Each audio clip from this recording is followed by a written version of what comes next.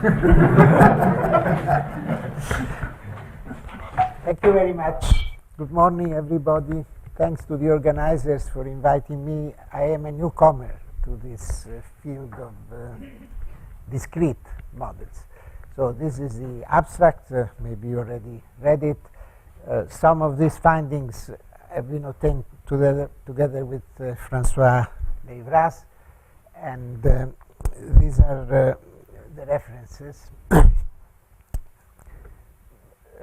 So there are 2 papers by myself and 2 papers together with François Leivras, one of which is still not accepted, and I don't know if they will accept it because maybe they don't like a follow-up paper in the Journal of Mathematical Physics. In this talk, I will mostly focus on the very first paper because I want to focus on the method. That's, I think, the most interesting thing, if at all interesting, is the technique to that I will illustrate to manufacture these many-body problems. And let me start immediately by showing you the type of models, but then something about notation. As you will see, it's a characteristic of these models that they all come with 3 versions of the equation of motions, which are equivalent but not obviously so. You will see them in a moment. The notation I'll use, big N is an arbitrary positive integer.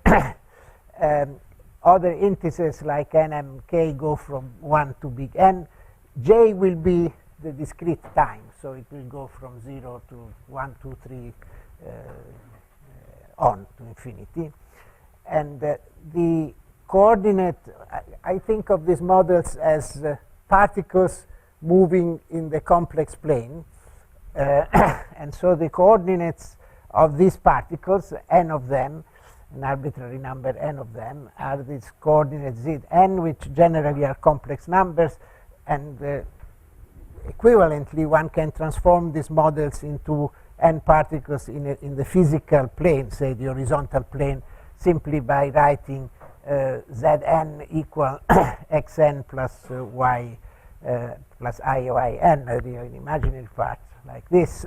And then you have models described by a real vector in the plane. And finally, I will use this notation for the updating in time. So the prime will indicate the Zn at j plus 1 and the double prime Zn at j plus 2, and that's it. And so this is the simpler of this type of models. As I told you, the equation of motions come in 3 versions. So let's look at the first one. You see, the first one, this is the coordinate m of the particle m at time t, the coordinate of the particle m at time t plus 1, and then this z through this is just the coordinate at time t plus 2. I wrote it in this way so that you see that this, in fact, the coordinates at time t plus 2 are obtained by solving this equation, which is a polynomial equation, because if you bring this to the other side, it's just a polynomial of degree big N in Z, and then the n roots of this polynomial are the coordinates at the time t plus 2. The equation I will write are always of second order because they then in the continuous limit become a Newtonian equation of motions, and this is a justification for calling this many-body problems. And this equation, as I told you, come in 3 versions, which are equivalent. It's not obvious from the way they are written that they are equivalent, but they are equivalent, as you will see. And so you see, in some sense, the second version is the time reversed of this one, because it is similar, but this is now at time t, this is time t plus 1 at time t plus 2, and in a sense, I could have written here z only and solved it as a polynomial for z. It would give me a time 10 as a function of time t is a function of time t plus 1 and t plus 2. But otherwise, if I want to think of this as the thing given at time t and t plus 1 and then determine it at t plus 2, then you have to solve a system of n linear, non-linear equations. And the same, and this is the third version, which is a kind of intermediate between the two. A very important observation is that, as you see, the equation of motions determine the n particle coordinates at time t plus 2, but not each by each. They just determine a polynomial that has these n roots. So this model is not deterministic in terms of giving the coordinates of the particles. It's only deterministic in giving the set of coordinates. Well, maybe I'll come to that.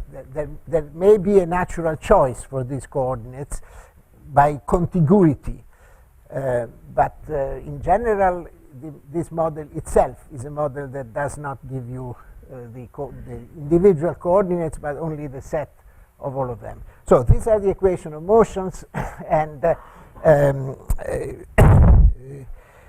this is the solution of the equation of motions. Then I will describe you how you manufacture this model and how you obtain this solution. So this is the solution now of this model.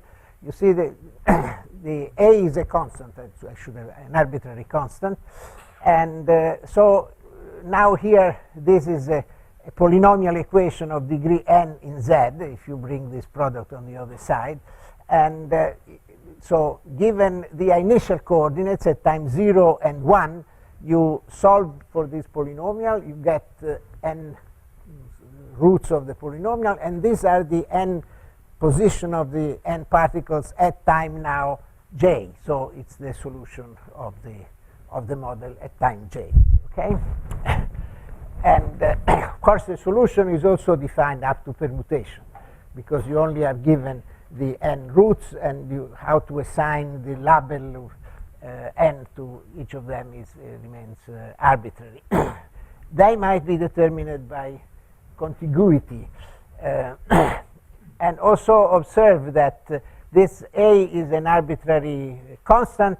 If A is a root of unity, in fact, a rational root of unity, as it is written here, then this model is clearly isochronous, in the sense that after a time big J, the polynomial that you obtain is the same, and so its roots are the same. So you have a model which is an isochronous model. Isochronous meaning that from any initial conditions, you always obtain a solution which is periodic with this fixed period. See, the period here depends just on this A, which is a constant of the model. So this is the typical, maybe the simplest, not quite the simplest example of this model. Okay, let's now go on. And I tell you that an equivalent version of this solution, again, it may be not so immediate, but an equivalent version of the solution is the following statement, that the position of the particles at time j are the eigenvalues of this matrix, which is explicitly given here and here in terms of the initial coordinates at time 0 and at time 1. You see, this matrix is now the sum of a diagonal matrix and of a matrix which is nilpotent, because you see it depends only on the coordinate v, but it is explicit in terms of the time, which is j. A is the same coordinate as before, and it turns out that the eigenvalues of this matrix are given by the same prescription as I wrote before. And from this solution, you can immediately infer some properties of this solution. For instance, if the quantity A is rather than a root of unity as modulus less than 1, then of course asymptotically as j goes to infinity this disappears, and then this matrix asymptotically becomes just an nilpotent matrix, so all of its eigenvalues except 1 are 0, and 1 has value, so it's written here. In the particular case when a is less than 1, the modulus of a is less than 1. I'm always working with complex numbers. In the as j goes to infinity, all the particles converge to 0 except one that behaves in this way in terms of the initial coordinate. In the particular case when a is equal to 1, let's go back maybe to this the model. You see, if this constant a, so this is the model. If this constant a is equal to 1, then this model was already known. It was due to Yuri, who is there, Suris, and in this paper here.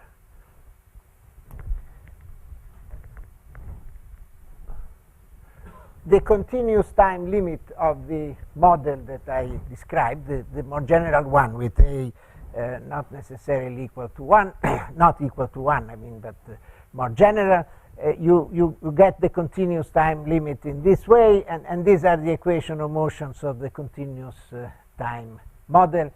So this is a model, as all those obtained in this way, of the family that are called goldfish models.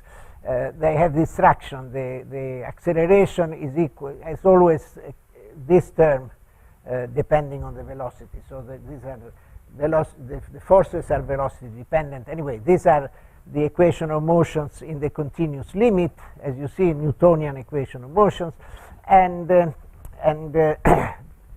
is the solution now of the continuous time model. You see, the solution are just z as the time of t is the solution of this equation, which again is a polynomial equation for z, and you also see that if omega is real, then clearly this is periodic with period 2 pi over omega, and again in this model, also in the continuous model, you are only given the n coordinates at time t, not individually all of them. But in the continuous model, you can just follow each one of them. So the model is deterministic. You start with the initial position and velocity, then you can follow them over time, and then you know which is the particle n, unless there is a collision, in which case they would lose their identity. But collisions in the complex plane are exceptional. They may occur, but they are exceptional. They are a lower dimensional initial set of values. So how do you get these results? I will illustrate this in this particular case, but the method is then general. The main idea is a very simple one. You start from an n by n matrix equation, in this case discrete in matrix evolution in time, in discrete time in this case, and which may be very, very simple, even trivial.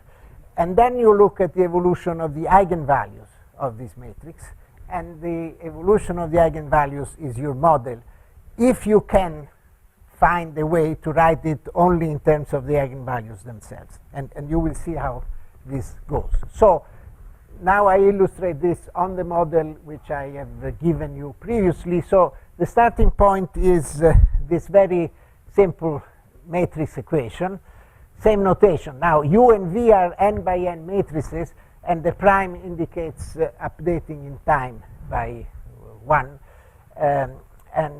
This equation is very trivial. This simply means that the v is doesn't change in time, it's constant, and this you can immediately solve, and this is the solution of this equation.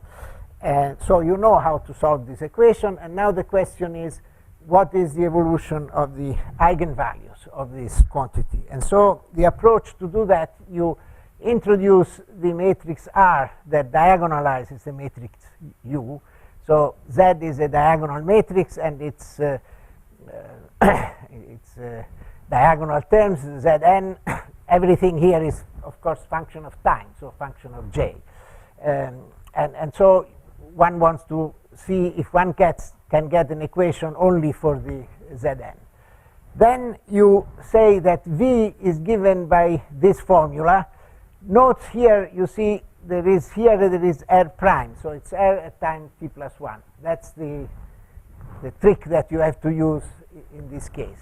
In the continuous time case, you would simply define with the same R. And of course, Y now is not a diagonal matrix, because V doesn't have to be diagonal. And then you introduce this matrix M here in this way. And then the previous equations, which were these two equations, it's very easy to see that they become these two new equations, this and this. It's a trivial matrix computation. And this equation here can be solved component-wise, and it gives you M and M equal to this. Okay? But before we go on, I just have to emphasize one important point. This matrix R, which is the diagonalized matrix here, is of course an n by n matrix, so it has n square elements. But of these n square elements, n, big N, are in some way redundant, because you can always, in this formula which defines this matrix R, you can always replace R by RD with D, an arbitrary diagonal matrix, because then this will disappear there. So R, and therefore also Y and M, are all n by n matrices having of their n square elements big N, which are in some sense redundant. And so now the next step here, we have obtained M from this. We have to satisfy this other equation, and this is the other equation now written in component-wise. It reads just like this.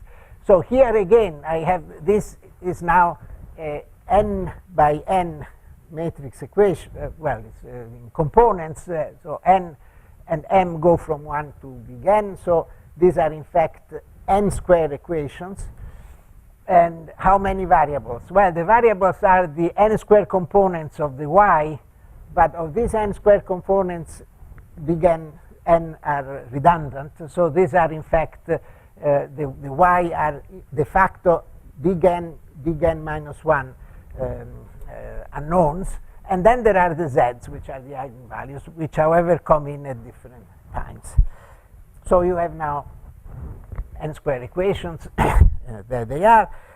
And now it so happens that there is a special educated guess, an ansatz for this Y, which has this form, which is consistent with these equations. So if I make this ansatz for the Y, these equations here become these equations. These are still n square equations.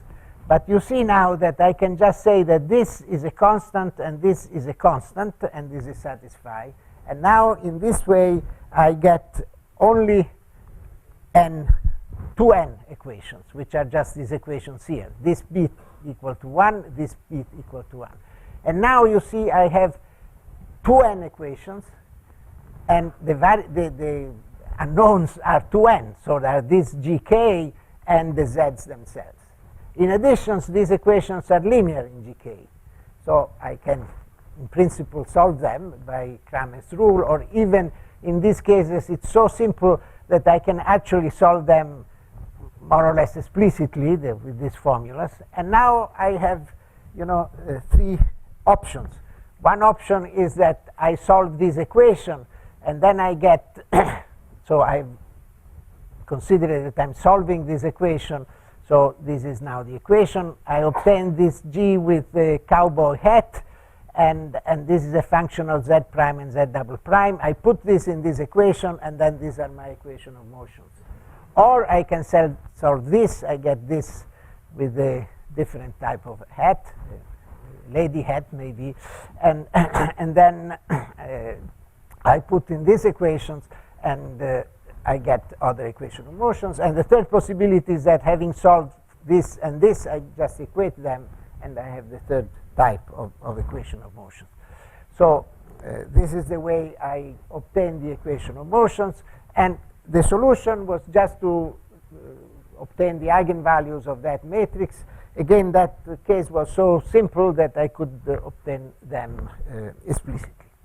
So I've described to you how to obtain those models and how to to solve them. But that's the technique. This technique is relatively general. So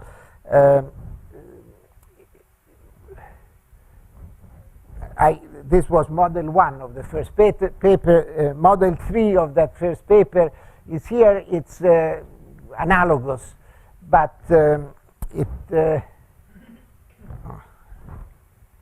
it leads to this equation of motions, which are a little bit more general. They are similar, but now you see we have two different coupling constants, A plus and A minus.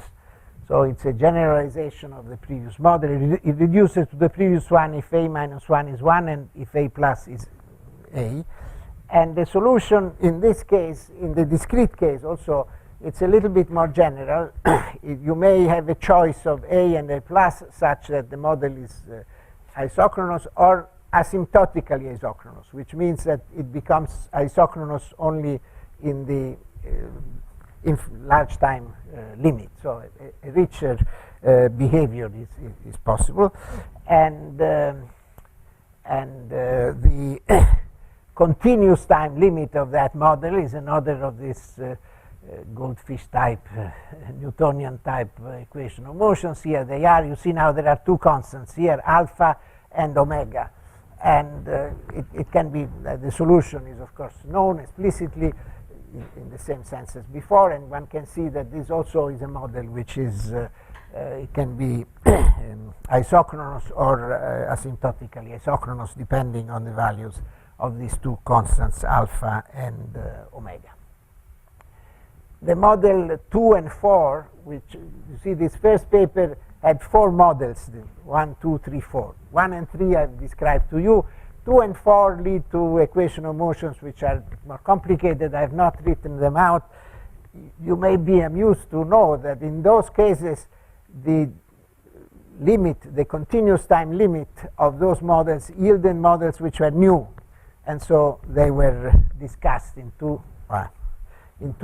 separate papers, a new goldfish model and another new goldfish model, and these are continuous time models.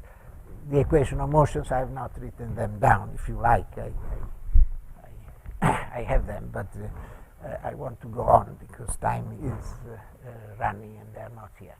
Finally, a general result in that first paper is the following one. You may ask you how general is this approach. So you see there are 2 steps in this approach. The first step is you start from a matrix equation or a matrix system that is solvable, and second step you have to find an ansatz. You are going to look at the evolution of the eigenvalues of the matrix, and you have to find an ansatz that allows you to reduce the problem from an n square problem to an n problem, to a problem involving only the eigenvalues. Now, what is shown here is that you can start from a quite general matrix equation, and then the second step always works. You can reduce it to an equation only for the eigenvalues. The equation you can start from, well, is pretty general. All these functions are arbitrary functions of matrices. Only when I write this, it means that this big F is an arbitrary function of the matrix U only, and so on. So you see you have a lot of arbitrary functions here, and the question is this model solvable? Well, that's you have to make, of course, a restriction on these functions. But if you can solve this model, then the equation of motions of the eigenvalues can be written explicitly, and here it is. I mean, you see it's the same thing as before. This is a linear equation for these quantities gk, 2 linear equations, and you can solve one and put the result in the other, or vice versa, or equate the 2, and this gives you the equation of motions of these models, which will then be solvable if you could solve the matrix equation you started from. Now, the main findings of a second paper, there are 2 observations. I have to go fast. One is one looks at one particular model. This one, in this case, one gets to this equation, but now here there is a different ansatz, which is, you see, previous ansatz was without this denominator. This is a new ansatz which works. So you get a model which is this one, and I was quite convinced that the continuous limit of this model would give the 1 over x squared type potentials, so-called Calogero-Moser model, but it didn't, my surprise. So this is the discrete time model in the same sense as before, you know, the same type of solution. You have to solve for the fk. In this case, you can only solve by Cramer's rule. And then it so happens that if you go to, so these are the new discrete time equations in the same sense as before. You have to solve the linear equation for f and insert. But it so happens that in the continuous limit this becomes trivial. It becomes just decoupled linear equations. So that was the first observation. The second one is the following thing. I mean, again, I give an example here. It's a way to isochronize models in the discrete time case. There is a trick to isochronize models in the continuous time, but that requires a change of variable which cannot be done in the discrete time case. So I illustrate this. Look at this model here. This beta is here, it's a constant. It could be just eliminated by just rescaling v, so nothing would change. Note that the solution now of this equation is this. You can immediately see it. And so this solution is certainly not isochronous. It depends on J linearly. And now the trick is that you replace this equation of motions by the following one. You see it's the same equation here, but now you assume that beta itself is not a constant but evolves in this way. If you do this, then you can solve these equations again in this way. And now you see the choice of C to be a root of unity produces an isochronous solution for this matrix, and then you can do everything you did before for the model, and then you get these new models here for discrete time many-body problem, and this will be isochronous if C has this property. So you have isochronized a model which was not. And now the findings of the last two papers is just to go, what is really the title of this paper, to models with many more coupling constants. I gave you a general prescription. The novelty here is that this matrix equation, you see, is not linear, but nevertheless it is solvable, and it has a lot of coupling constants, well, 5. Next is to look at a larger class in which this is the matrix equation, but these quantities A, B, C, D, F, G are allowed to be time dependent, depending on the parameter J.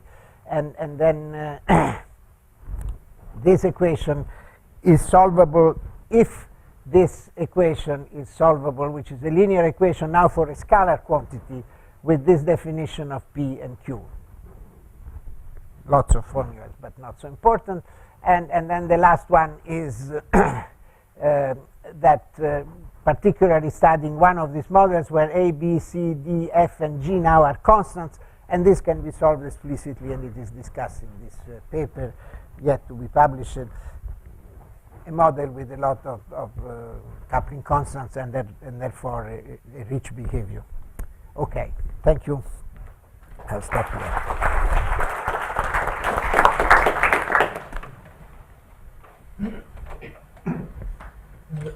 The method is a bit reminiscent of the solution method for the discrete time Calogero-Moser and Ruysnaer's model. In that case, the U's and V's play more or less the role of Latch matrices.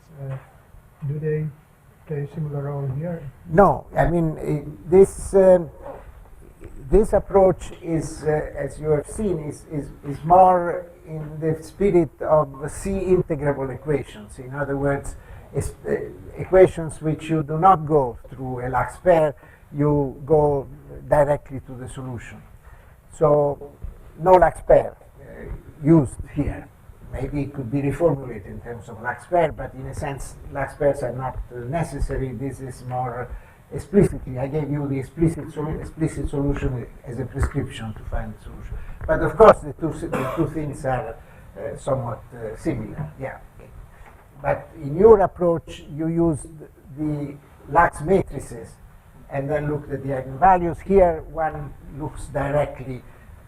It's a little bit what the Pirilomov approach, the Pirilomov-Olshanitsky approach of looking directly to the eigenvalues of the matrices that give the solution.